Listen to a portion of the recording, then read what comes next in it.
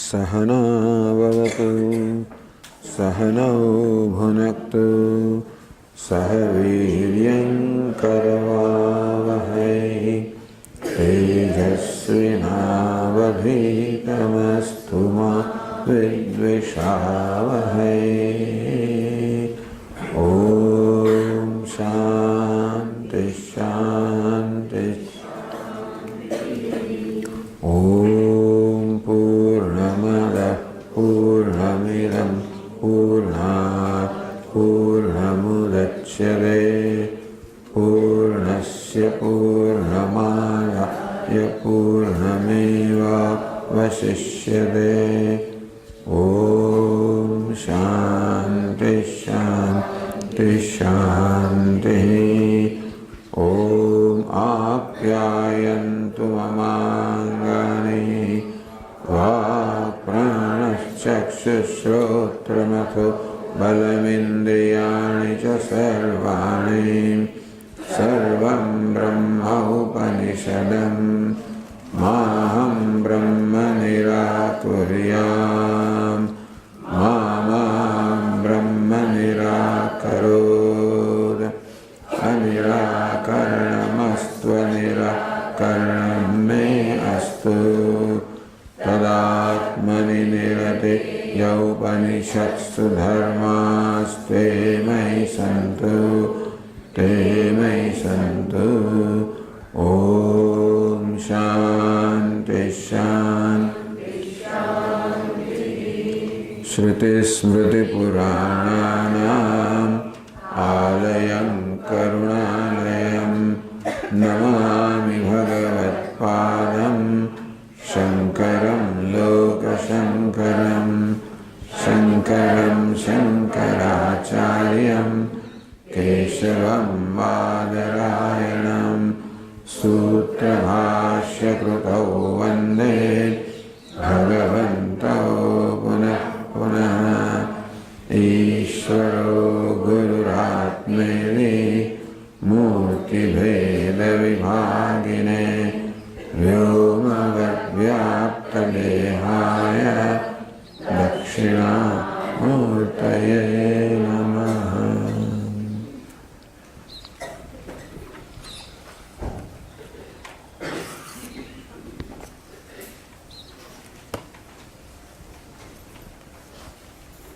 बसो 101 पाना पर उपनिषद में तदैक्षत बहुस्यां प्रजायेति तत्तेजः असृजत तत्तेजः ऐक्षत बहुस्यां प्रजायेति तत् अपः असृजत तस्मात् यत्र क्वच शोचति स्वेदते वा पुरुषः तेजसः एव तत् अधि अपोजायन्ते ता आपः ऐक्षन्त बह्व्यस्याम प्रजाये महीति ताः अन्नम् असृजन्त तस्मात् यत्र क्वच वर्षते तदेव भूयिष्ठमन्नं भवति अद्य एव तदधि अन्नाद्यं जायते।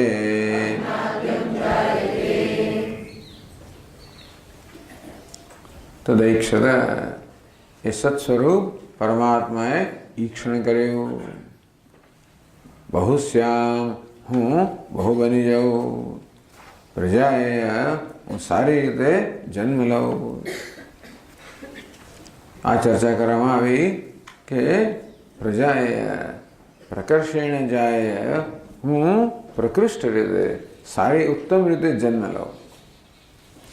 પ્રકર્ષ કોને કહેવાય? મૂળમાં જે હોય એમાં કંઈક વધારો થાય એને પ્રકર્ષ કહેવાય.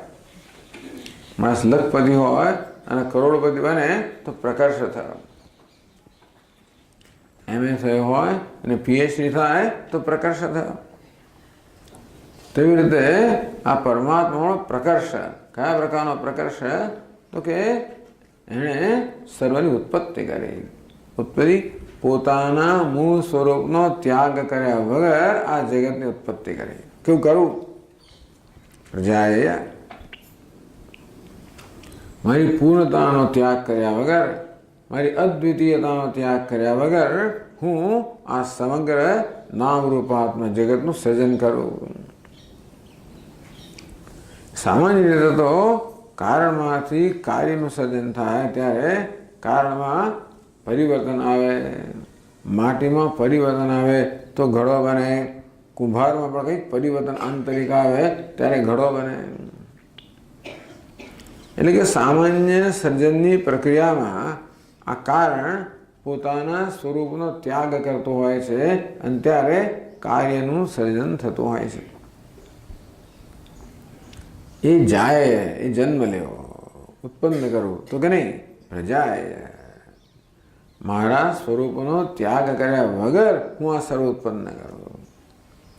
મારી પૂર્ણતાનો, અદ્વિતીયતાનો ત્યાગ કર્યા વગર આ બધું ભાસો દ્વૈત ઉત્પન્ન કરો.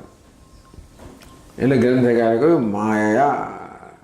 આ માત્ર માયાથી જ બની શકે કે જેમાં જાદુગર પોતાનો ત્યાગ કર્યા વગર પોતે છે તેઓ રહીને જ ઘણું બધું સર્જન કરી શકે, દેખાડી શકે. એ રીતે આ સર્જન કયા પ્રકારનું છે એ પણ કહેવામાં આવ્યું. આ તો માયિક સર્જન છે, માયામાંથી સર્જન છે.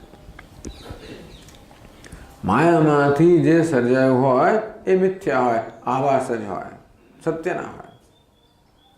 માટે પરમાત્મા કહે કે હું છું એવું સત્ય સ્વરૂપ રહું, પૂર્ણ સ્વરૂપ રહું, અદ્વિતીય રહું અને માયાથી આ જગતનું સર્જન કરવું. ટૂંકમાં જગતનો આભાસ ઉત્પન્ન કરવું.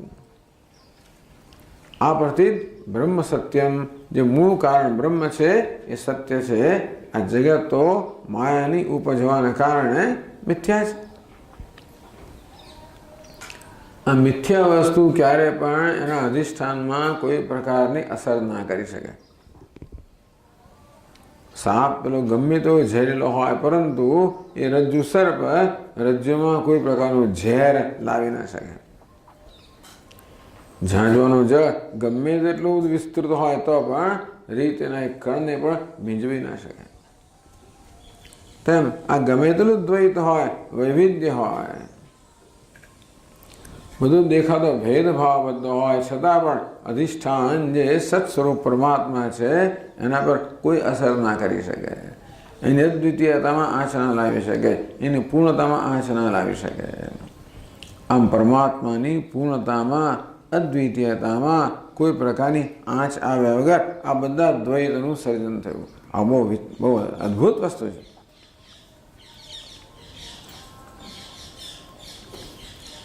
એટલે જ કહેવામાં આવ્યું કે અચિંત્ય શક્તિર્માયાત દુર્ગતમ ઘટયત્યસૌ. માયા કેવી છે? અચિંત્ય, અતર્ક્ય. ટૂંકમાં આપણે તર્કથી એને સમજાવી ના શકીએ. એની શક્તિ જે છે આપણી કલ્પનાની બહારની વસ્તુ છે. આપણે કલ્પના ન કરી શકીએ, કારણ એવું ને એવું રહે અને બધું સર્જન થાય. આટલું વૈવિધ્યપૂર્ણ જગત ભાસતું હોય છતાં પણ સત્ય ના હોય. એ સિવાય પણ સર્જન અત્યંત જટિલ છે. અને બધા અંગો અવયવો એક પછી સંકળાયેલા છે. બધા એક સંવાદિતામાં છે, બધા એક નિયમમાં છે. આમ આ સર્જનમાં ખૂબ જ જાણે કે વ્યવસ્થા છે મિથ્યા અને છતાં બહુ વ્યવસ્થિત છે. એટલે જ બધા લોકો ખરેખર તો ભ્રમમાં પડી જાય છે. આટલું વ્યવસ્થિત છે અને પછી સાચું જ હોવું જોઈએ. બધી વ્યવસ્થા સાથે પણ જગત કેવું છે? અંતમાં મિથ્યા છે. આ મિથ્યા કહેવાનું પ્રયોજન એટલું છે, મિથ્યા કોને કહેવાય? જેનો આપણે ત્યાગ કરી શકીએ, જેને છોડી શકીએ, એમના મિથ્યા. સત્ય ક્યારે પણ છૂટે નહીં. આમ પેલો ઘડો મિથ્યા વસ્તુને છોડી શકે, એટલે જો હવે એનો આકાર છે એને છોડી શકે, પણ ક્યારે માટીને છોડી ના શકે. જે છૂટી શકે એ વસ્તુ મિથ્યા છે, કશી કામની નથી. સમગ્ર જગત મિથ્યા છે. એ જગતમાં આપણા દેહ, મન, બુદ્ધિનો સમાવેશ થઈ જાય. આ બધું મિથ્યા છે એ દર્શાવવાનું પ્રયોજન એ છે કે જેથી આપણે છોડી શકીએ, આપણામાં કોઈ પ્રકારની આંચ આવ્યા વગર છોડી શકીએ. જેમ પરમાત્મામાં સ્વરૂપમાં કોઈ પ્રકારની આંચ આવ્યા વગર આ બધું પ્રકર્ષ થયો, આ બધું અલંકાર આવે એના પર, તેવી રીતે પોતાનામાં કોઈ પ્રકારની ઉણપ લાવ્યા વગર આ બધું છોડી પણ શકે ને. પોતાનામાં ઉણપ લાવ્યા વગર આ બધું જ્યારે એણે સર્જ્યું ત્યારે પોતાનામાં ઉણપ લાવ્યા વગર એ બધું છોડી પણ શકે ને. એણે સર્જન કર્યું, આપણે છોડવાનું છે, આટલું જ થયું. એણે અધ્યારોપ કર્યો, આપણે અપવાદ કરવાનો છે. અપવાદ કરી શકીએ એટલા માટે જેનો અપવાદ કરવાનો છે એનું સ્વરૂપ સમજાવે છે કે આ મિથ્યા છે, વેશ છે. એ રીતે આપણે જગતને બરોબર ઓળખવાનું છે, કારણ મૂળમાં કાંઈ નથી ઈશ્વર સિવાય, બ્રહ્મ સિવાય.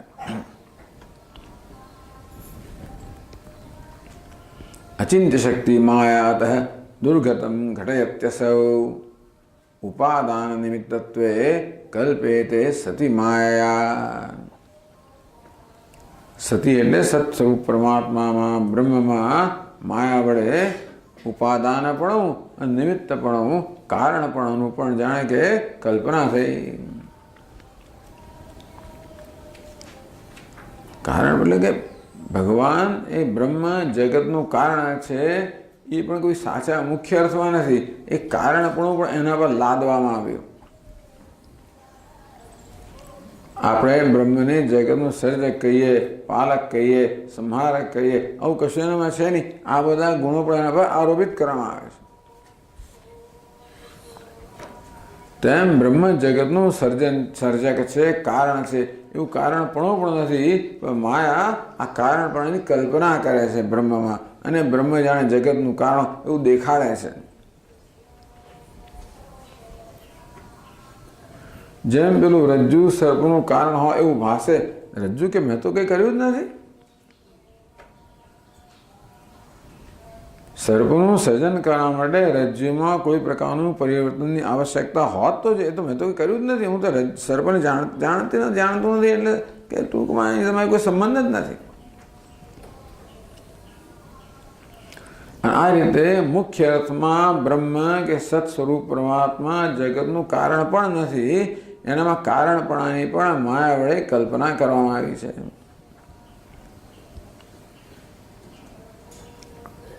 એટલે બ્રહ્મને જગતનું નિમિત્ત કારણ કહેવાય, ઉપાદાન કારણ કહેવાય. આવું ક્યાં લખ્યું છે? અભિન્ન નિમિત્ત ઉપાદાન કારણ એવું તમે ક્યાં વાંચ્યું? ઉપનિષદ વાંચ્યું ક્યાં? તમે કલ્પના કરો છો ને કે બ્રહ્મ નિમિત્ત કારણ છે અને ઉપાદાન કારણ છે, એવું તમે કેવી રીતે નક્કી કર્યું? એટલે ઘણી વસ્તુ લખી ના હોય તો પણ જે લખ્યું છે એના પર આપણે નક્કી કરી શકીએ. એટલે 43મા શ્લોકમાં કહે છે આપણને,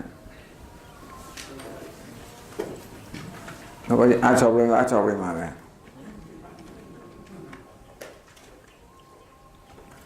બહુશ્યામિત્યુપાદાન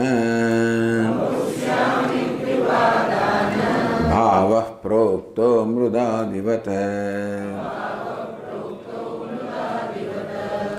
ઐક્ષતે નિમિત્તત્વમ ઇતિ પ્રોક્તમ કુલાલવત.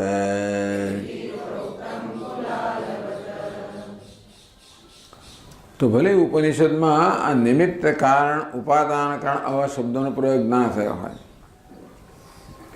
પણ જ્યારે ઉપનિષદ કે બહુશ્યામ જ્યારે બ્રહ્મ એટલે પરમાત્મા આ પ્રકારનો સંકલ્પ કરે હું બહુ બની જાઉં, ત્યારે અમને માટી યાદ આવે છે. માટી કહેશે કે હું બહુ બની જાઉં, એમ કરીને માટી જેમ બધા ઘણા ઘડા વગેરે પાત્રો બની જાય છે, તેમ પરમાત્મા બહુ બની ગયો. એટલે પરમાત્મા માટીના સ્થાને છે. માટીને ઉપાદાન કારણ કહેવાય. એટલે પરમાત્મા ઉપાદાનના સ્થાને છે. એટલે ઉપાદાન કારણ છે. ઉપાદાન હોય એ જ બહુ બની જાય ને. કણેક હોય એમાંથી ઘણી રોટલીઓ બને ને, પિંડમાંથી ઘણા માટીના પાત્રો બને, લગડીમાંથી ઘણા અલંકારો બને. આમ ઉપાદાન કારણ બહુ બની જાય. ભગવાન કે હું બહુ બની જાઉં, બહુ શ્યામ, એમ કરીને એણે ઉપાદાનપણું પોતાના પર એનો સ્વીકાર કર્યો. કારણ કે જગતનું સર્જન કરવું તો આ બધું એવી જાતનું કંઈક તો કરવું પડે ને. ઈક્ષણ કર્યું, એણે જોયું કે શું સર્જવાનું છે. સર્જવા માટે આપણી પાસે ઉપાદાન જોઈએ, કંઈ દ્રવ્ય જોઈએ, મટીરિયલ જોઈએ. ક્યાંથી લાવે? હું જ બની જાઉં. બહુ અહમ બહુ શ્યામ, હું જ બહુ બની, હું જ ઉપાદાન બની જાઉં, હું જ આ સર્જનનું દ્રવ્ય બની જાઉં, મટીરિયલ બની જાઉં. મારે ક્યાં બીજી વસ્તુ લેવા જવી? ક્યાંથી લઈ આવો? બીજું કોઈ છે તો નહીં. મારા સિવાય જ્યારે બીજું કોઈ છે જ નહીં, ત્યારે હું વળી આ વસ્તુ લેવા ક્યાં જાઉં? એટલે હું જ બની જાઉં. તદાત્માન સ્વયં કુરુત, એ પરમાત્માએ સ્વયં પોતાને જ આ જગત રૂપે સર્જ્યો. હવે પોતે છે તેઓ રહીને આ જગતનું સર્જન કરવું હોય તો એક જ રીતે થઈ શકે કે એણે જગતનો દેખાવ ઉત્પન્ન કર્યો. શેના વડે? જાદુ વડે, માયા વડે. પણ સર્જન કરવા માટે ઓછામાં ઓછા બે કારણો જોઈએ. ઉપાદાન કારણ જોઈએ અને નિમિત્ત કારણ જોઈએ. ઘડાના સર્જન માટે માટી પણ જોઈએ અને કુંભાર પણ જોઈએ. તો કુંભાર શું કરે? ઈક્ષણ કરે. પોતે જેનું સર્જન કરવાનું છે એનું પોતાના મનમાં એનું ઈક્ષણ કરે, દર્શન કરે, ઝાંખી કરે અને એ પ્રકારે પછી સર્જન કરે. ઐક્ષતે તત ઐક્ષત, એ પરમાત્માએ ઈક્ષણ કર્યું. જેમ પેલો કુંભાર પોતે જે પાત્ર બનાવવાનો છે એનું ઈક્ષણ કરે તેવી રીતે પરમાત્માએ પણ પોતે જે જગત સર્જવાનું છે તેનું ઈક્ષણ કર્યું, દર્શન કર્યું, આખી એની કલ્પના કરી. બહુ અઘરી વસ્તુ છે. અસંખ્ય જીવો અને અસંખ્ય કર્મો, એ દરેક જીવને પોતાના કર્મ પ્રમાણે ઉપાધિ પ્રાપ્ત થાય, એ પ્રમાણે એને એનું જીવન પ્રાપ્ત થાય. આ બધી વસ્તુ અંદર ઈક્ષણમાં આવી જવી જોઈએ. માત્ર અત્યારે જ નહીં, હંમેશ માટે પ્રાપ્ત થતું રહે. આ બધું ઈક્ષણમાં આવી ગયું. કુંભાર બધી વ્યવસ્થા તો કરે જ ને, કે ઘડો હોય પછી એને પકવવાનો હોય પાછો, કેમ પકવીશું અને એમાં શું ભરીશું? પાણી ભરવા માટેનો ઘડો છે કે ચૂનો ભરવા માટે છે કે મધ ભરવા માટે છે? શેને માટે છે? એ પ્રકારે માટીમાં કંઈ ફેરફાર કરતો હશે. તો તેવી રીતે તદૈક્ષત, ઈશ્વરે ઈક્ષણ કર્યું. જેમ કુંભાર ઈક્ષણ કરે પોતે જે સર્જવાનું છે તેનું, તેવી રીતે જગતે પણ, ઈશ્વરે પણ પોતે જગત સર્જવાનું છે ઈક્ષણ કર્યું. એટલે કુંભારના સ્થાને છે, એટલે કે નિમિત્ત કારણ પણ છે. એની પ્રોક્તમ કુલાલ, કુલાલ એટલે કુંભાર. કુંભારની જેમ આ સત સ્વરૂપ પરમાત્મામાં ઈક્ષણ છે, એનું નિમિત્ત પણ બતાવે છે. બહુ બને એનું ઉપાદાન પણ બતાવે છે. એટલે ભલે ઉપનિષદમાં નિમિત્ત ઉપાદાન શબ્દોનો પ્રયોગ ના, ભલે માયા શબ્દનો પ્રયોગ ના હોય, માયાનો શબ્દ ક્યાં ના હોય તો કંઈ જરૂર નથી. એ બિચારા શોધે એ ઈશાવાસ્યમાં ક્યાંક માયા શબ્દ મળે, ના હોત તો શું કરત તમે? ઈશાવાસ્યમાં છે માટે કંઈક શંકરાચાર્ય માયા શબ્દ પ્રયોગ, અમારી માયા સમાયેલી છે ને. ઉપનિષદ જે કહે છે એ માયા વગર સંભવિત જ નથી. એટલે ભલે માયા શબ્દનો સીધે સીધો પ્રયોગ ના થયો, પરંતુ એનું સૂચન તો છે જ. ભલે નિમિત્ત કારણ ઉપાદાન કારણ એવું સીધે સીધું ન કહેવાયું હોય, પણ જે કહેવાયું છે એ ત્યારે જ શક્ય સમજી શકાય જ્યારે પરમાત્મા નિમિત્ત કારણ પણ હોય અને ઉપાદાન કારણ પણ હોય. જે કહેવાયું છે એ ત્યારે જ સમજી શકાય જ્યારે આ જગત માયાની ઉપજ હોય. જે તત્વમસી કહેવાય એ કહી જ ના શકાય. હવે કાંઈક માટી તો રહી જ નથી, ઘડાને તમે શું કહો? આ તો પરમાત્મા એવો ને એવો જ રહ્યો છે, તેથી કહી શકાય તું બ્રહ્મ છે. એટલે એની કહે છે ન કપોલ કલ્પિત. ઘણી વાર લોકો કે આપણા વેદાંતી લોકો તમે બધી કલ્પનાઓ કરો છો, જે વસ્તુ શાસ્ત્રમાં કહી નથી એ તમે બધું કહો છો. આ નિમિત્ત બધી તમે કલ્પનાઓ છે, નિમિત્ત કારણ ઉપાદાન કારણ ક્યાં લખ્યું છે? આ માયા તમારી કલ્પના છે ને, માયાવાદી ક્યાં લખ્યું છે? વિવર્ત પાછું કારણ ક્યાં લખ્યું છે? વિવર્ત શબ્દ ક્યાં છે? અરે કુદરતમાં કશું ક્યાંય લખ્યું નથી, તોય વૈજ્ઞાનિકો કેટલા મોટા સમીકરણો લખતા હોય તમને ખબર છે? કુદરતમાં ચાલી રહ્યું છે ને એ સમજાવવા માટે કેટલા જટિલ બધા ઇક્વેશન સમીકરણો લખે. ક્યાં કુદરત લખેલા છે, પણ એ જે બન્યું છે એ આના વગર એમાં આવી ગયું.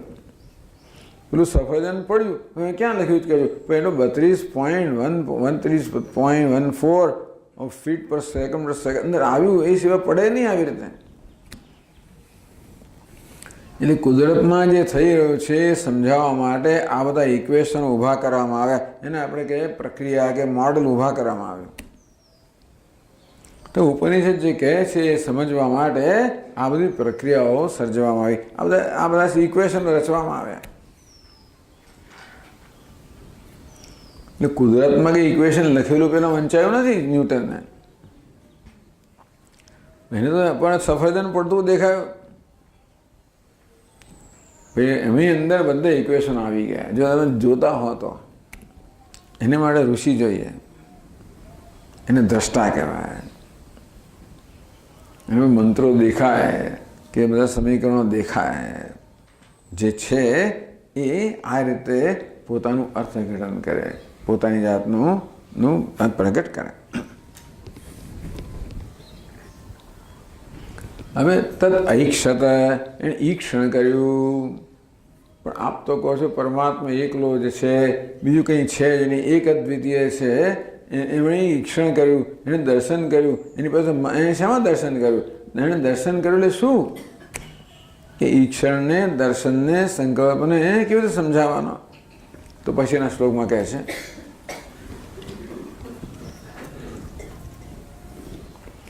માયાવૃત્તિ વિશેષેયા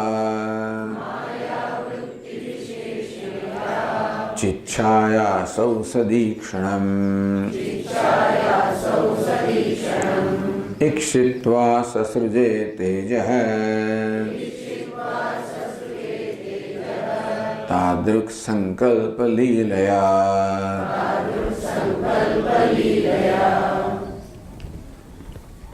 ઈક્ષણ કોને કહેવાય?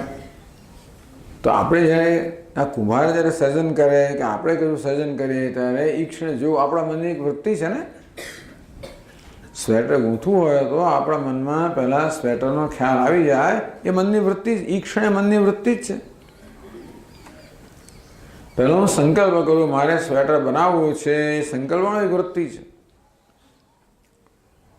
એવો સંકલ્પ કે નિશ્ચય કર્યા પછી મનમાં હું આ સ્વેટરનું દર્શન કરું, કયા પ્રકારનું બનાવવાનું છે, એને ઈક્ષણ કહેવાય. એ પણ વૃત્તિ જ છે. એમાં ઈચ્છા થાય કે મારે સ્વેટર બનાવવું, મારે એ સ્વેટરની જરૂર છે. કોઈ કહ્યું મને સ્વેટર બનાવી આપો, ઈચ્છા, સંકલ્પ કે મારે સ્વેટર બનાવવું છે.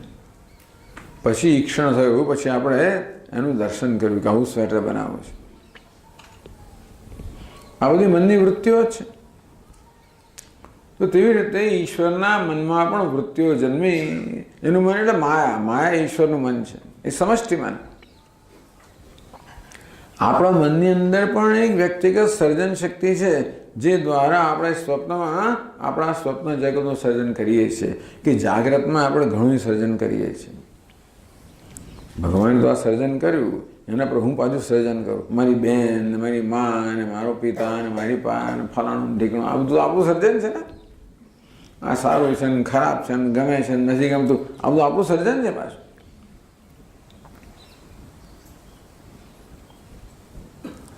તો જેવી રીતે ઈશ્વરમાં આ સર્જન શક્તિ છે, તેવી રીતે જીવમાં પણ પોતાની એક નાનકડી સર્જન શક્તિ છે. સ્વપ્નમાં એ સર્જન શક્તિથી આ મન વડે આપણે સ્વપ્નની કલ્પના કરીએ છીએ. તો જેવી રીતે આ ઈચ્છા કહો, સંકલ્પ કહો, ઈક્ષણ કહો, આ બધી મનની ભિન્ન ભિન્ન વૃત્તિઓ છે. તેવી રીતે ઈશ્વરનું મન એટલે માયા, આ માયામાં જે વૃત્તિ જન્મે એને ઈક્ષણ કહેવાય, સંકલ્પ કહેવાય, ઈચ્છા કહેવાય. સો કામયત, પરમાત્માએ ઈચ્છા કરી. ઈચ્છા નામની વૃત્તિ જન્મી કેમાં? માયામાં જન્મી. કે એની ઈચ્છા એવી હોવી જોઈએ જે બધી ઈચ્છાઓનો સમાવેશ કરે. ઈશ્વરની કોઈ સ્વતંત્ર ઈચ્છા ના હોય, આપણા બધાની ભેગી કરેલી બધી ઈચ્છાઓના સરવાળા રૂપે ઈશ્વરની ઈચ્છા. ઈશ્વરને કાંઈ ઈચ્છા કરવાનું કારણ નથી. ઈશ્વરની ઈચ્છા છતાં ઈચ્છા નથી. ઈશ્વરની ઈચ્છા બંધન કરનારી ઈચ્છા નથી. આપણી ઈચ્છા જ્યારે વ્યક્તિગત ઈચ્છા હોય, સ્વાર્થ પ્રેરિત ઈચ્છા હોય, એ ઈચ્છા બંધન કરનારી છે. પણ આપણી પણ તદ્દન નિસ્વાર્થ ઈચ્છા હોય, માત્ર કંઈક સેવા કરવાની, માત્ર કંઈક પ્રદાન કરવાની, કંઈક સમર્પણ કરવાની ઈચ્છા, જે દ્વારા આપણે કશું ઈચ્છતા ન હોઈએ, કોઈ પ્રકારનું વ્યક્તિગત વળતર ઈચ્છા વગર જ આપણે કંઈક આપણે પ્રેમથી બસ એવી ઈચ્છા જન્મી, ચાલો આપી દઉં, આ કરી દઉં, એવું થતું હોય છે. ક્યારેક થાય. મોટે ભાગે તો આપવામાં કશું લેવાની ઈચ્છા રહેલી હોય, ક્યારેક થઈ જાય એવો કે એકદમ પ્રેમ જન્મે અને આપણે કરી દઈએ, એકદમ આનંદથી કરી દઈએ. એ કરવાનો એક આનંદ હોય, એવું થાય ક્યારેક. એ બંધન કરનારી ઈચ્છા નથી. ટૂંકમાં નિષ્કામતા છે, નિસ્વાર્થ ઈચ્છા. ઈશ્વરની ઈચ્છા નિસ્વાર્થ જ હોય. સત્યમ જ્ઞાન અનંતમ બ્રહ્મ, એવું બધું સમજાવ્યું શંકરાચાર્ય મહારાજ કે ઈશ્વર સો કામ. અરે ભગવાને કામ ના કરી, કામના તો બંધન કરનારી છે. તો ગણે નહીં, ભગવાનની કામના સત્યમ જ્ઞાનમ અનંતને અનુરૂપ છે. બધું જ્ઞાન છે એમાં. એટલે એમાં જ્યાં અજ્ઞાન હોય ત્યાં બંધન હોય. આપણી ઈચ્છા અજ્ઞાન જન્મ્ય બંધન કરનારી હોય, કારણ કે એમાં કંઈક બધી ઘણી ઉણપો હોય, ઘણો સ્વાર્થ હોય. ઈશ્વરની ઈચ્છા સર્વજ્ઞતામાં જન્મી છે, પણ બંધન કરનારી ના હોય. ઈશ્વર સત્ય સ્વરૂપ છે. તેથી એની ઈચ્છા જે છે એમાં પૂર્ણ માત્ર નિષ્કામ ભાવ જ રહેલો છે. માત્ર જીવોનું કલ્યાણ કરવા કે જીવોની ઈચ્છા પૂરી કરવા માટેની એની ઈચ્છા છે. આટલો ફેર છે. જે તો ભગવાને બંધાઈ જાય. આપણું મન અને માયા. આપણું મન કેવું છે? અજ્ઞાનની ઉપજ છે, બંધન કરનારું છે. ઈશ્વરનું મન એટલે માયા, એ ઈશ્વરના સંપૂર્ણ આધિપત્યમાં છે. ઈશ્વરનો નિયંતા છે. આપણે માયાથી નિયંત્રિત છે, ઈશ્વર માયાનો નિયંતા છે. એટલે એની કામના, એનો સંકલ્પ, એનું ઈક્ષણ, આ કશું એને બંધન કરનારું નથી. તે મોટો સંસારી બની જાય. આપણે આટલું નાનું ઘર ને આપણું જગતનું આપણું સર્જન કરી અને આટલા સંસારી હોય તો આટલું સર્જન કેટલો મોટો સંસારી બની જાય. પણ નહીં, એ જ ખૂબી છે ને. આ બધું કરવા છતાં પણ જરાય બંધાતો નથી. ઈચ્છા કરી, સંકલ્પ કર્યો, ઈક્ષણ કર્યું, બધું કર્યું જેમ આપણે કરતા હોઈએ. એટલે આપણે કે આપણા જેવો જ છે. તો છે ખરો નથી ખરો. આ બધું શું છે ખબર છે? આ બધી પ્રક્રિયાઓ જ છે. આપણે જેમ કરીએ એમ જાણે ઈશ્વર કરતો હોય એવી અહીંયા આગળ એ રીતે વર્ણન કરવામાં આવે. એની પાછળ એને સર્જન કર્યું, ઈચ્છા કરી બધી, એના કરતાં એ ટૂંકમાં એ પણ ચેતન છે, એ જળ નથી. અને કોઈ પણ કર્મ થાય પહેલાં ઈચ્છા હોય જ, એટલે સર્જનનું કર્મ થતાં પહેલાં ઈચ્છા હોવી જોઈએ. એ પ્રકારનું આવી પ્રક્રિયા બતાવે છે. પણ એની ઈચ્છા બંધન કરનારી નથી, એનો સંકલ્પ બંધન કરનારો નથી, કારણ કે એમાં સંપૂર્ણ નિસ્વાર્થતા છે. નમામ કર્માણિ લિંપંતિ ન મે કર્મ ફલે સ્પૃહા. ભગવાન કે કોઈ કર્મ મને લેપાયમાન કરતા નથી, કે કર્મ ફળમાં મને કોઈ પ્રકારની આસક્તિ નથી. આ કર્મ કર્યું માટે એનું અમુક પ્રકારનું ફળ મને મળવું છે એવી કોઈ ગણતરી નથી.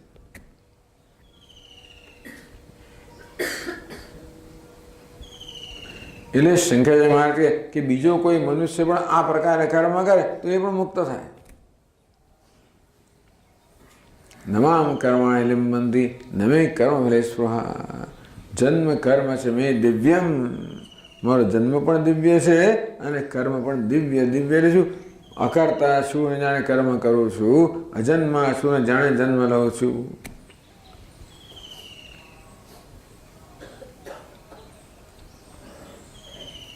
મયા અધ્યક્ષેણ પ્રકૃતિ સ્તુયતે સચરાચરમ. હું તો બસ માત્ર સન્નિધિ અધ્યક્ષ છું, માત્ર પ્રકાશમાન છું, મારી સન્નિધિમાં સર્વ થઈ રહ્યું છે. નૈવ કિંચિત કરોમિ તે. બધું કરે છે કે નહીં કરવા, બધું કરવા છતાં કંઈ કરતો નથી. એક આવું એનું રહસ્ય છે. એ બધું આપણને કહેવામાં વર્ણન છે. આટલું નાનું કહે એમાં ગીતામાં તો વિસ્તાર કરાવે ભગવાન. સર્વભૂતાની કાંતે પ્રકૃતિમ યાન્તિ મામિકામ કલ્પક્ષય પુનસ્તાની કલ્પાદૌ વિસૃજામ્યહમ. કલ્પનો ક્ષય થાય એટલે બધા ભૂતો વળી મારી પ્રકૃતિમાં સમાઈ જાય. કલ્પનો પ્રારંભ થાય વળી પાછું ઉત્પન્ન કરું. પ્રકૃતિમ સ્વામધિષ્ઠાય વિસૃજામી પુનઃ પુનઃ. બસ આ પ્રક્રિયા ક્યારે શરૂ થઈ? ચાલ્યા જ કરે છે. પહેલું સર્જનમાં શું? કોઈ પહેલું સર્જન નામની વસ્તુ નથી. પહેલું નામની વસ્તુ ક્યાંય હોતી જ નથી. આપણે પહેલું કહીએ તો પહેલું કશું હોતું જ નથી. ને સૌથી પહેલાં મેં આ કર્યું, એ સૌથી પહેલાં કર્યું કેમ? એની પાછળ કંઈ ઈચ્છા હશે, કંઈ પ્રયોજન હશે, એની પાછળ કંઈ ભૂમિકા છે, ત્યારે કર્યું ને. એ પહેલું કશું હોય જ નહીં. એટલે મોટા સ્વામીજી કહે, એટલે અમે ઇંગ્લિશની અંદર સમય છે, ટાઈમ, એનું એકમ કહ્યું તો કે સેકન્ડ. એમની ખરી કલ્પના ચાલે સેકન્ડ. ફર્સ્ટ નથી કહેતા, સેકન્ડ કહે છે. ફર્સ્ટ કશું છે જ નહીં.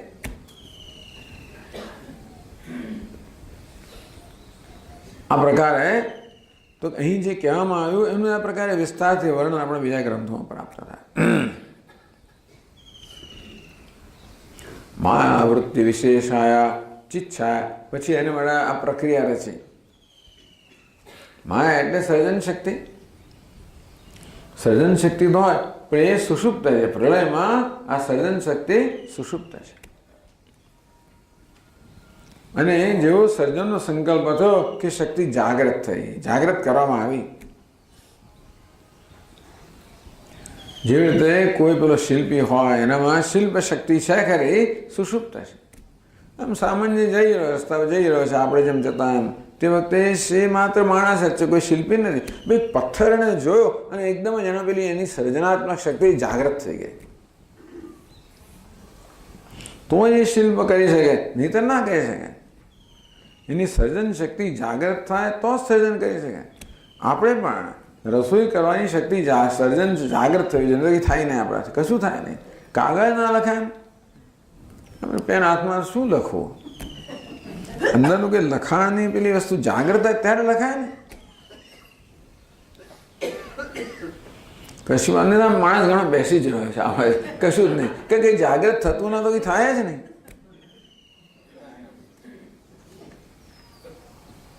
કશું ક્યારે થાય એ માટેની શક્તિ છે, એ જાગૃત થાય ત્યારે. એટલે છે એનામાં સર્જન શક્તિ છે જ. આ શિલ્પીમાં સર્જન શક્તિ છે, સુથારમાં, કુંભારો, બધામાં એક એક આપણામાં સર્જન શક્તિ છે, આપણા પોતાની રીતની. એનું નથી આપણે સર્જન ખરેખર કરીએ, એ જ્યારે જાગ્રત થાય ત્યારે એને યોગ્ય સંજોગો આવે અને એ વસ્તુ જ્યારે આમ જાગ્રત થાય ત્યારે પછી સર્જન શરૂ થાય. કોઈ પ્રેરણા કરે કે સ્વામીજી તમે આમ કરો, સ્વામીજી પેલું ભજન ગાઓ, ત્યારે પછી અંદર આવે. હતું તો ખરું, પછી શું જાગ્રત થયું, ચેતનવંત બન્યું. એટલે સર્જન શક્તિ જે સુષુપ્ત હતી ચેતનવંતી બની. એ ચેતનવંતી કેમ બને? શક્તિ પોતે જડ છે તો ચેતનવંતી કેમ બને? તો એ કહેશે કે ભાઈ આ પરમાત્મા જે ચૈતન્ય સ્વરૂપ છે એની એક છાયા, એનું પ્રતિબિંબ પેલામાં પડ્યું એટલે પેલી ચેતનવંતી બની. જેવી રીતે ડોલમાં પેલું પાણી હોય એમાં સૂર્યનું પ્રતિબિંબ પડે તો પાણી કેવું એકદમ પ્રકાશમાં બની જાય ને, ઝળહળ તો બની જાય. તેવી રીતે આ પરમાત્માની સર્જન શક્તિ માયા છે તો ખરી સુષુપ્ત,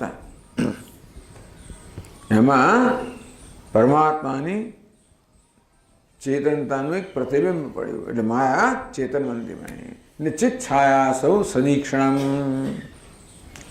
માયા વૃત્તિ વિશેષાયા. અસૌ ચિત્ત છાયા સૌ સદીક્ષણમ. માયા વૃત્તિ વિશેષ ચિત્ત છાયા. તો માયામાં આજે વૃત્તિમાં ચૈતન્ય છાયા પડે એટલે માયા અર્થાત સર્જન શક્તિ ચેતનવંતી બને. તો જ કામ શરૂ થાય, ત્યાં સુધી કશું હોય નહીં. પ્રલય અવસ્થાની અંદર આ સત્વ રજસ્વ આ ત્રણેય ગુણો સામ્ય અવસ્થામાં ત્યારે કોઈ પ્રકારની પ્રવૃત્તિ ના હોય. કંઈક વિક્ષેપ આવે ને બિલિયનના બોલ બધા ગોઠવેલા હોય ત્યારે કંઈ પ્રવૃત્તિ ન હોય. એને જરાક એક ધક્કો મારી એટલે ગડગડ ગડબડ થવા માંડે. તો માયા શક્તિ છે તો ખરી, જરાક ધક્કો વાગે, જરાક ચેતનતા આવે એટલે વેદાંતની પ્રક્રિયામાં એમ કે પરમાત્મા જે ચૈતન્ય સ્વરૂપ છે એનું પ્રતિબિંબ માયામાં પડ્યું એટલે ભગવાને એ પ્રતિબિંબ માયામાં પાડ્યું. મમ યોનિર મહદ બ્રહ્મ તસ્મિન ગર્ભમ દધામ્યહમ. ભગવાન કે 14મા અધ્યાયમાં ગીતામાં કે આ માયા છે મારી યોની છે એમાં ગર્ભનું આદાન કરજો, અર્થાત ચેતનની ચેતનતા એમાં પ્રતિબિંબિત થાય છે. આમ પરમાત્માની ચેતનતાનું પ્રતિબિંબ પ્રાપ્ત કરવાને કારણે માયાશક્તિ ચેતનવંતી બની અને પછી બધું કાર્ય શરૂ થયું. તત ઈક્ષત પરમાત્માએ ઈક્ષણ કર્યું એટલે કે માયામાં આ પ્રકારે પ્રતિબિંબ પડ્યું. માયાની ઈક્ષણ વૃત્તિમાં પ્રતિબિંબ પડ્યું. હવે સર્જન શરૂ થાય. તો આપણે જે વાંચ્યું ફકરો એમાં પછી વર્ણન કર્યું. તત્તેજ અસૃજત. આ ઈક્ષણ કરીને પરમાત્માએ તેજ એટલે કે અગ્નિ તત્વનું સર્જન કર્યું. આપણે જાણીએ 5 તત્વો છે, મહાભૂત છે, આકાશ, વાયુ, અગ્નિ, જળ અને પૃથ્વી. આ પંચમહાભૂત છે. એટલે ઉપનિષદોમાં સર્જનની પ્રક્રિયા આ પ્રકારે છે કે પહેલાં તો પંચમહાભૂતનું સર્જન થાય. આપણે જોઈએ છીએ કે આ જગત પંચમહાભૂતમાંથી સર્જાયેલું છે. જગતમાં જે કંઈ સ્થૂળ પદાર્થો છે એ બધા આ પંચમહાભૂતનું મિશ્રણ છે, ભૌતિક મિશ્રણ. જેમ કે આ ટેબલ લો, એમાં આકાશ તત્વ છે, કારણ કે ટેબલ શબ્દ કરે છે, અવાજ કરે છે, એ ત્યારે હોય જ્યારે આકાશ તત્વ હોય. આ ધ્વનિ કે શબ્દ એ આકાશનો ગુણ છે. ટેબલને આપણે સ્પર્શ કરી શકીએ છીએ, સ્પર્શ એ વાયુનો ગુણ છે અને તેથી ટેબલમાં વાયુ તત્વ પણ છે. ટેબલને એક આકાર છે, રૂપ રંગ છે, એ રૂપ રંગ તો અગ્નિનો ધર્મ છે પણ ટેબલમાં અગ્નિ તત્વ છે. ટેબલનો કંઈક સ્વાદ પણ હોય એ જળ તત્વ છે, એમાં ગંધ પણ હોય એ પૃથ્વી તત્વ છે. આમ જગતના દરેક પદાર્થમાં શબ્દ, સ્પર્શ, રૂપ, રસ, ગંધ, આકાશ, વાયુ, અગ્નિ, જળ, પૃથ્વી આમ પંચમહાભૂત ઓછી વત્તી માત્રામાં રહેલા છે. એનું મિશ્રણનું પ્રમાણ ઓછું ઓછું થાય એટલે અનેક વસ્તુઓ સર્જાય. મૂળ મસાલો તો પંચમહાભૂત છે. એ પંચમહાભૂતના સંયોગથી મિશ્રણથી આ બધું બન્યું. એને આપણે ભૌતિક જગત કહેવાય. ભૌતિક એટલે મહાભૂતના સંયોગમાંથી બનેલું ભૌતિક, ભૂતમાંથી બનેલું ભૌતિક, ભૌતિક શાસ્ત્ર, ફિઝિક્સ, ભૌતિક જગત પંચમહાભૂતોના મિશ્રણમાંથી સંયોગમાંથી સર્જાયેલું. એટલે ઉપનિષદનું વર્ણન સામાન્ય આ પ્રકારનું હોય છે. હંમેશા સામાન્ય રીતે કે પરમાત્માએ પહેલા પંચમહાભૂતોનું સર્જન કર્યું. એમાં પાછું આ પંચમહાભૂત પહેલા એમની સૂક્ષ્મ અવસ્થામાં હોય છે, જેને તન્માત્રા કહેવામાં આવે છે. આકાશ, વાયુ, અગ્નિ, જળ, પૃથ્વી આ પ્રત્યેક મહાભૂત એની શુદ્ધ અવસ્થામાં હોય. આકાશ એકલું આકાશ જ હોય, બે આકાશનું મિશ્રણ ના હોય. એકલું વાયુ, અગ્નિ, જળ, પૃથ્વી એ પ્રત્યેક મહાભૂત શુદ્ધ અવસ્થામાં હોય. તન્માત્ર અવસ્થાને તન્માત્રા પણ કહેવાય, શુદ્ધ મહાભૂત પણ કહેવાય. હજી કોઈ સંમિશ્રણ થયું નથી, આ પંચીકૃત મહાભૂત કહેવાય. કારણ કે પછી એ મહાભૂતોની સૂક્ષ્મ અવસ્થામાંથી સૂક્ષ્મ જગતનું સર્જન થાય. આ જગતમાં સૂક્ષ્મ જગત છે અને સ્થૂળ જગત છે. આપણો સ્થૂળ દેહ છે અને સ્થૂળ દેહને ચેતનતા પ્રદાન કરનાર એક અંદર સૂક્ષ્મ દેહ છે. તેમ આ જગતનો પણ જે આપણને અનુભવ થાય છે એ સ્થૂળ દેહ છે, પણ એ સ્થૂળ દેહને ગતિ પ્રદાન કરનાર, સક્રિયતા પ્રદાન કરનાર એક સૂક્ષ્મ દેહ છે. એટલે બધા જીવોમાં સ્થૂળ દેહ હોય અને સૂક્ષ્મ દેહ હોય. આ જગત આખું ઈશ્વરનો મોટો દેહ છે. એમાં સમષ્ટિ સ્થૂળ દેહ અને સમષ્ટિ સૂક્ષ્મ દેહ. બહુ લાંબુ અહીં વર્ણન નથી કર્યું, પણ હવે આપણે કલ્પના કરવાની કે આવું થયું હશે. બધી જગ્યાએ બધું ના કહે, ક્યાંક માત્ર નિર્દેશ કરે, ક્યાંક વિસ્તારથી કહે. રામાયણમાં રામજીની કથા વિસ્તારથી કહે, તો શિવજીની કથા આવે તો નિર્દેશ કરે. શિવ પુરાણમાં રામાયણની, ભાગવતમાં રામાયણની કથા નિર્દેશ આવે, બધું ના આવે. મહાભારતમાં રામાયણ આવે છે, વિચાર કરો. આખું એટલે એમાં બધું ના આવે, પણ એમાં ખાલી રૂપરેખા આવે, નિર્દેશ આવે. પછી એટલે નિર્દેશ કે આ પ્રકારે રામાયણ હતું. એટલે જે જગ્યાએ જે વસ્તુ મહત્વની હોય એનું વિસ્તારથી વર્ણન આવે, અને જેનું બહુ મહત્વ ના હોય એનું ઘણીવાર માત્ર નિર્દેશ આવે. એટલે બધા ઉપનિષદમાં આપણને બધા જ પ્રકારનું સરખું વર્ણન પ્રાપ્ત ન થાય. તેનો ભાવ એ છે. ત્યાર પછી જે ન કહ્યું સમજી લેવાનું.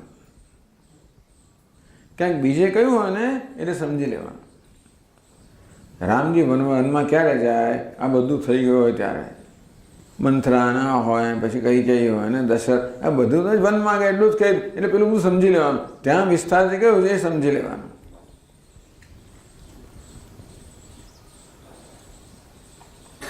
આદૌ રામ તપોવનાથી ગમન, સીધો તપોવનમાં ગયા. પણ એ પહેલાં જન્મ્યા તો હશે, એ બધું સમજવાનું. એ તો થાય જ નહીં ને આ બધું. હત્વા મૃગમ ખાલી કાંચન, ના ખાલી નિર્દેશ કરો રામાયણનો. બધી ઘણી વિગતો હોય, પણ આપણે જ્યારે જે કહેવાનું હોય એ વસ્તુ પર આપણે ભાર દઈએ, બાકી વસ્તુ જવા દઈએ. તો બધું કહે કરતા અંત જ. ઘણા લોકો બધું કહે, એટલી બધી લાંબી વાતો કરે કે કંઈ અંત જ ના આવે એનો. જે મુખ્ય કહેવાનું ક્યાંય રહી જ જાય.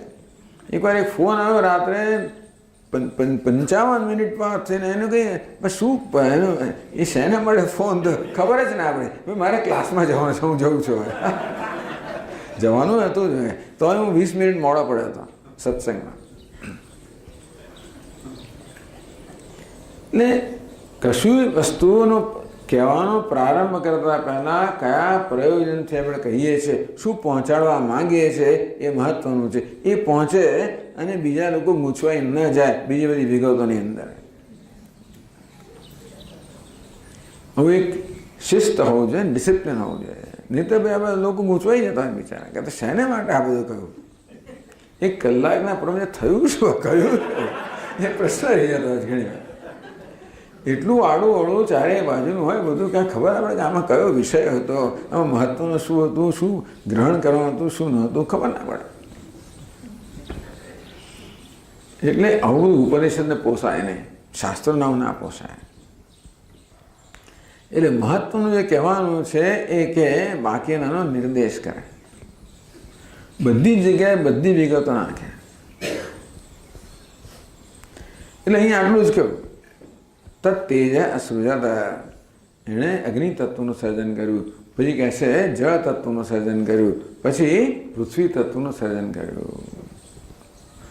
આમ આ છાંદોગ્ય ઉપનિષદમાં આ 3 મહાભૂતના સર્જનની વાત છે. આપણે વાંચી ગયા. તદૈક્ષત તદ અપ અસૃજત. તદ એટલે પહેલા તેજ અસૃજત, પરમાત્મા તેજ એટલે કે અગ્નિ તત્વનું સર્જન કર્યું. પછી પાછું પછી અગ્નિ તત્વએ વિચાર્યું કે હું સર્જન કરું, અગ્નિએ વિચાર્યું, એમ કરીને જળનું સર્જન કર્યું. પછી જળે વિચાર્યું હું સર્જન કરું, પૃથ્વીનું સર્જન કર્યું. આવું વર્ણન આપણે વાંચી ગયા. તો એટલે ટૂંકમાં અગ્નિ, જળ અને પૃથ્વી આ 3 તત્વોનું સર્જન થયું. એવી આપણે માની લઈએ કે પહેલા આ 3 તત્વો છે કે 5 તત્વો છે, એમની સૂક્ષ્મ અવસ્થામાં હતા, શુદ્ધ અવસ્થામાં હતા. એમાંથી સૂક્ષ્મ જગતનું સર્જન થયું. આપણું સૂક્ષ્મ શરીર છે, જેમાં 5 જ્ઞાનેન્દ્રિયો, 5 કર્મેન્દ્રિયો, 5 પ્રાણ, મન, બુદ્ધિ, આ 17 અવયવ મળીને આપણું સૂક્ષ્મ શરીર બને. એ માટે એ શેમાંથી બને?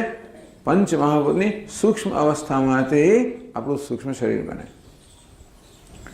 આકાશ, સૂક્ષ્મ આકાશમાંથી પછી એમાં સત્વ, રજસ, તમસ 3 ગુણો હોય. સૂક્ષ્મ આકાશના સત્વગુણમાંથી શ્રોત્રેન્દ્રિય બને.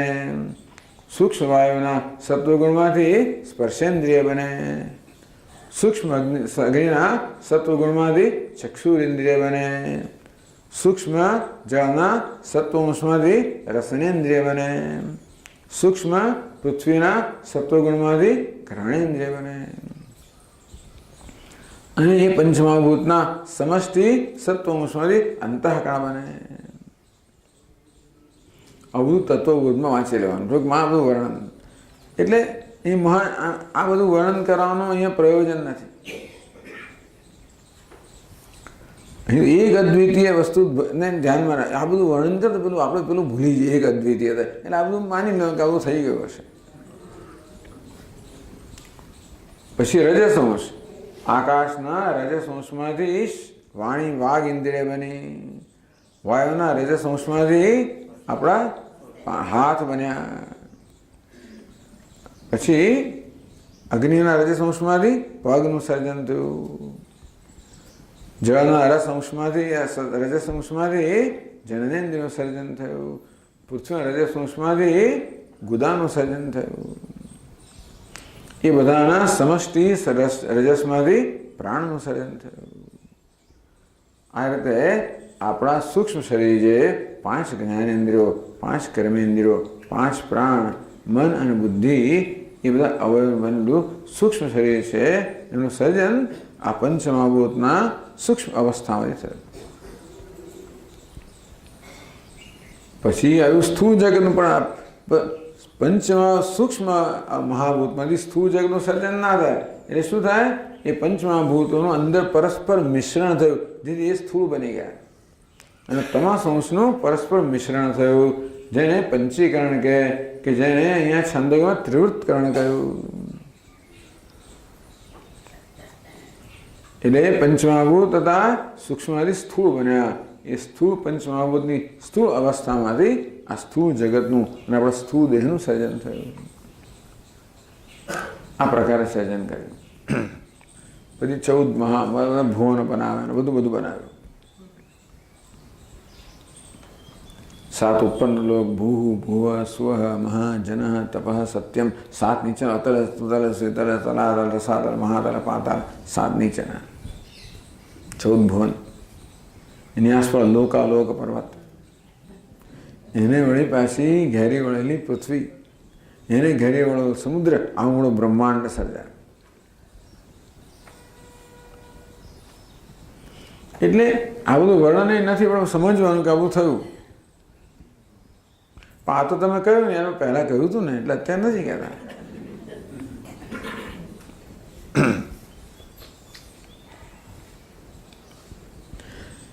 કારણ કે આમાં સીધું સ્થૂળ શરીરની જ વાત આવે છે. તો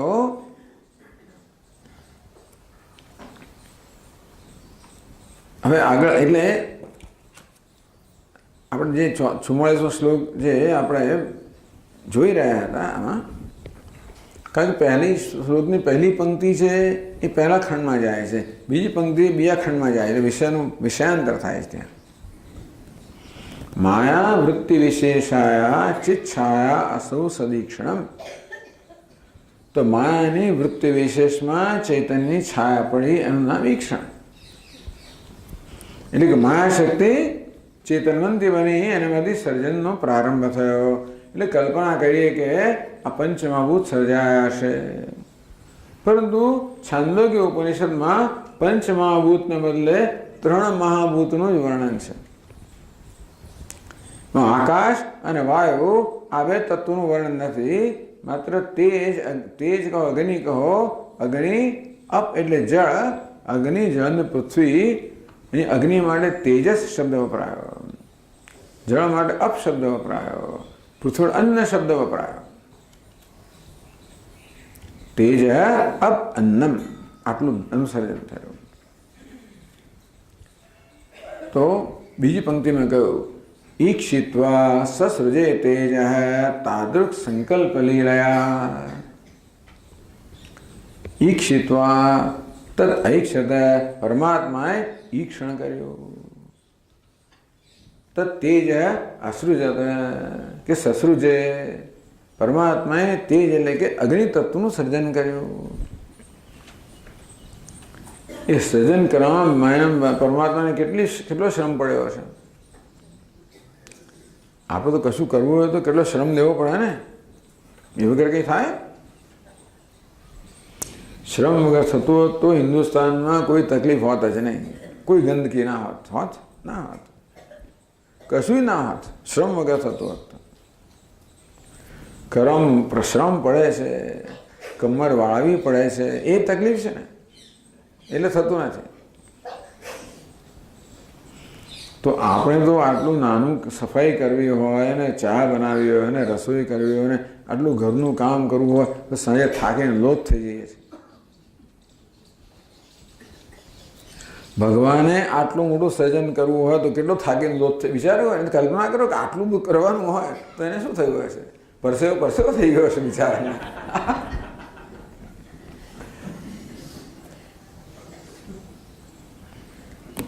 જો સર્જન કરવામાં ભગવાનને કશોય શ્રમ પડે તો ભગવાન લાંબુ ચાલે નહીં. આપણે 50, 60, 75, 100 વર્ષ જીવીએ કેમ? શ્રમ કરતા કરતા આ શરીર ધીમે ધીમે ક્ષીણ થતું જાય અને છેવટે નષ્ટ થઈ જાય. તેમ સર્જન કરવામાં ભગવાનને પણ કોઈ શ્રમ લેવો પડતો હોત તો ભગવાન પણ એક દાડો પૂરો થઈ જાય. થાત કે ના થાત? શ્રમ લઈએ એટલે કંઈક તો, એટલે કશોક શક્તિનો વ્યય તો થાય જ ને. એમ જરાક વ્યય થતા કાળે કરીને બધો વ્યય થઈ જાય તો ઈશ્વર કે પરમાત્મા પણ છેવટે ક્ષીણ થઈ જાય, નષ્ટ થઈ જાય. થાય કે ના થાય? તો એને નિત્ય કેમ ગયો? તો અનિત્ય બની ગયો. એને શાશ્વત નહીં, તો નશ્વર બની ગયો. સર્જન કરવા માટે ભગવાને જરા પણ શ્રમ, જરાય પણ, ખાલી આંખે ઊંચી કરવી પડે એટલો શ્રમ લેવો પડે તોય પણ. હાથ હલાવવાની વાત જવા દો ને, ખાલી આંખ જ ઊંચી કરો એટલી ઊંચી કરી નાખો તમે. એ ભગવાન અનાદિકાળથી એમ આંખ આટલી ઊંચી કરી નાખ્યો તો એ થાક લાગે, એમાં કંઈક તો શક્તિનો વ્યય થાય જ ને. જેમ સૂર્ય દેવતા આપણને રોજ જે એવો ને એવો દેખાય છે, પરંતુ દર વર્ષે એનામાં 4 ડિગ્રી ફેરનહાઇટ એનું ઉષ્ણતામાન ઓછું થતું જાય, શક્તિનો વ્યય થાય છે, આપણે દેખાય નહીં. એક દિવસ આવશે જ્યારે સૂર્ય નહીં હોય. આપણે જીવનકાળમાં થવાનું નથી, પણ એક દિવસ એનો આવશે. આપણે ચિંતા કરવાની જરૂર નથી. ચિંતા કરનારા કરે છે આ બધું કે શું થશે, પછીની પેઢીનું શું થશે. આટલા ખનિજ દ્રવ્યો વાપરી નાખ્યું તો પછીની પેઢીનું આપણે વાપર્યા કરીએ, જે થવાનું એ થાય. આટલો બગાડ કર્યો પછીનું શું થાય, એવી ચિંતા કરનારા લોકો છે નસીબ જોગે. બધાએ વાપરનારા જોત ને બગાડનારા જોત તો આટલું લાંબુ ચાલ્યું હતું. કોઈ ચિંતા કરનારું છે કે આટલો બગાડ થાય છે તો પછીની પેઢીનું શું થશે, આટલું વપરાય છે તો પછીની પેઢીનું શું થશે, આટલો વ્યય થાય છે તો પછીની પેઢીનું શું થશે.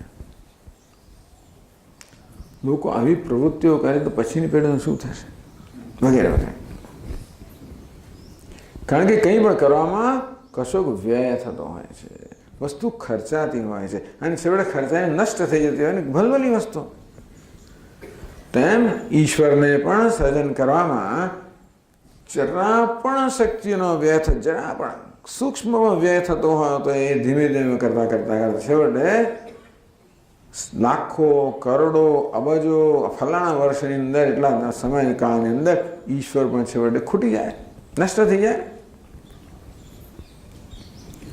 તો ભગવાન શાશ્વત ના કહેવાય, ભગવાન નિત્ય ના કહેવાય, એ પણ આપણા જેવો અનિત્ય બની ગયો. તો કે નહીં, આ કેવું, એનું નામ જ ભગવાન કોને કહેવાય? કોઈ પ્રકારના શ્રમ વગર સર્જન કરવું. સંકલ્પ લીલાયા કહે છે. લીલા, સંકલ્પની લીલા, સંકલ્પ રૂપી લીલા. એટલે એને સંકલ્પ સિવાય બીજું કશું કોઈ પ્રકારનો શ્રમ નથી, કોઈ પ્રયત્ન પણ નથી. એટલે કે વિચારવાનું પણ નહીં, વિચારે તોય શ્રમ પડે. કોઈ વિચારવાનો કશાનો કોઈ પ્રકારનો શ્રમ વગર આ થાય, સર્જન થાય છે. સંકલ્પ લીલા, બસ આટલું કહી દીધું. લીલા લોગોત્તુ લીલા કૈવલ્યમ. જેમ અહીંયા આપણે લીલા કરતા હોઈએ તો ભગવાન પોતાની લીલાથી સમગ્ર જગત સર્જે છે. સંકલ્પ લીલા, એને તેજસ તત્વ કહો, અગ્નિ તત્વ કહો, માત્ર પોતાની સંકલ્પ લીલાથી સર્જ્યું. કોઈ પ્રકારના શ્રમ વગર સર્જ્યું, કોઈ પ્રકારના ચિંતન વગર સર્જ્યું, કોઈ પ્રકારના પ્રયત્ન વગર સર્જ્યું.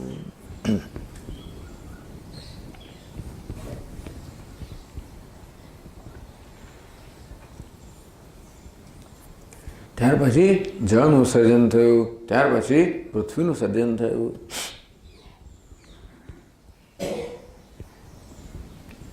પણ બીજા ઉપનિષદોમાં 5 મહાભૂતની વાત કરવામાં આવી.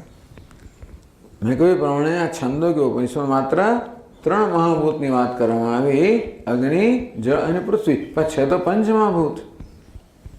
આકાશ તત્વ પણ છે, વાયુ તત્વ પણ છે જ ને. એટલું નહીં, પરંતુ તૈત્રીય ઉપનિષદની અંદર સર્જનની પ્રક્રિયામાં આ 5 મહાભૂતનું વર્ણન કરવામાં આવ્યું. તસ્માદમાં જો લખ્યું છે એમાં નથી, હા, તસ્માદવા એ તસ્માદ આત્મન આકાશ સંભૂત, જે 5 નોંધમાં લખ્યું છે. તૈત્રીય ઉપનિષદમાં કહ્યું કે એ આત્મ સ્વરૂપ બ્રહ્મ સ્વરૂપ પરમાત્મામાંથી આકાશ તત્વનો ઉદ્ભવ થયો.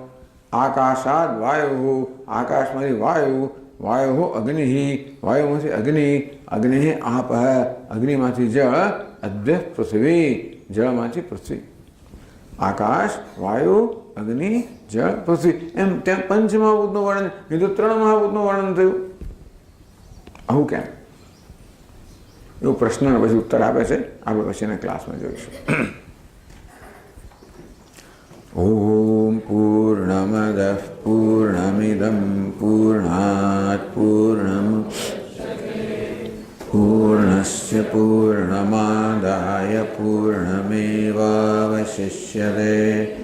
ઓમ શાંતિ શાંતિ શાંતિ. શંકરં શંકરાચાર્યં सूत्रभाष्यकृतौ वन्दे भगवन्तौ पुनः पुनः.